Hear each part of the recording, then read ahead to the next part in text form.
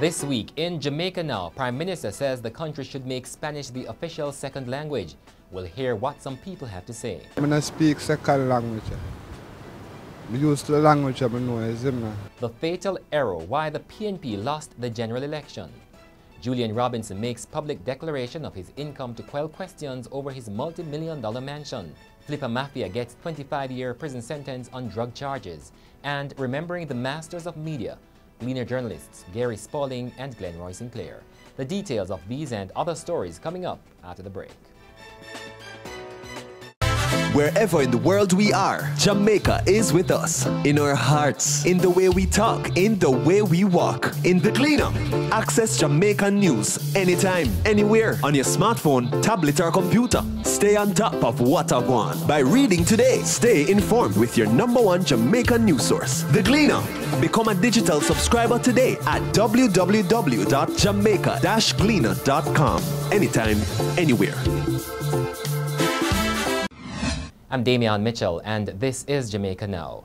Jamaicans have been weighing in on a suggestion by the Prime Minister Andrew Holness that the country should now move to make Spanish the official second language. Holness made the suggestion in Parliament on Tuesday, saying Spanish as a second language could become useful with the opening up of the Cuban market. But he's meeting resistance from some Jamaicans. It should not be a second language because everybody is used to English, so we should work on perfecting our English. Just the sound of making those uno dos tres thing, it sounds good, yeah? By now we should be bilingual since we live in an area that is so Spanish dominated. I have no issue with us having a second language. No, nobody come style to talk Spanish. I used to English. Now I can understand Spanish.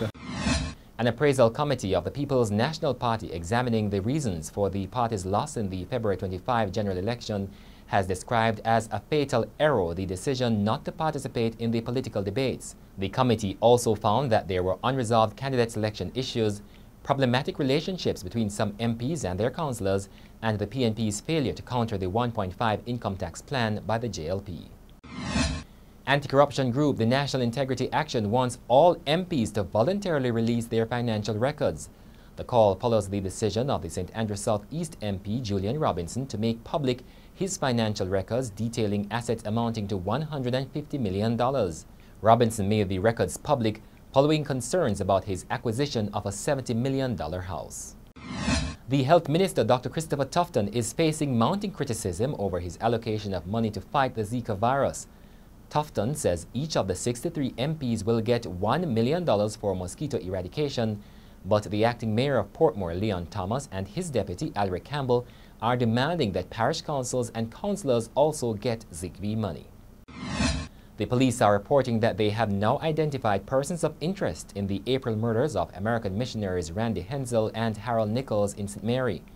But the head of the Criminal Investigation Branch, Assistant Commissioner of Police Elan Powell, says the police are nowhere near the stage they would like to be in this investigation. Dancehall artist Flippa Mafia has started his 25-year prison sentence in the United States after being found guilty on drug charges this week.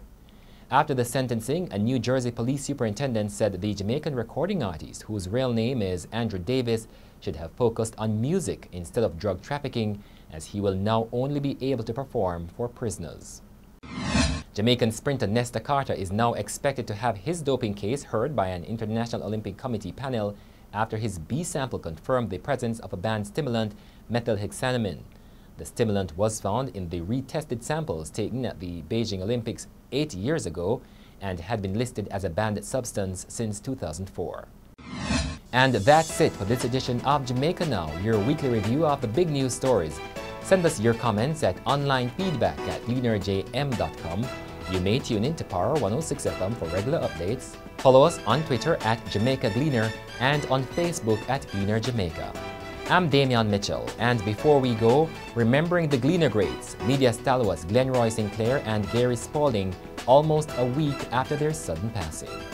Gary comes with a wealth of knowledge and experience, especially in political and parliamentary coverage. He's probably one of the few persons I could, on the fly, ask a question if a word was right in a sentence, and he'd be perfect every time. It was impossible not to love him or even to be loved by Gary. Gary was the consummate wordsman. Glenroy, I remember as a fierce crime reporter, probably the best crime reporter in Jamaica. I'll stick my neck out and say that.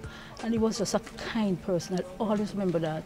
He would be able to give you the crime numbers on a minute, and he'd call police and tell them that they've been promoted long before they even knew. It was Glenroy Sinclair who took me under his wings and helped to mold me into the journalist that I am today. Sinclair was special and will always be special. The good thing about it is that Sinclair is here.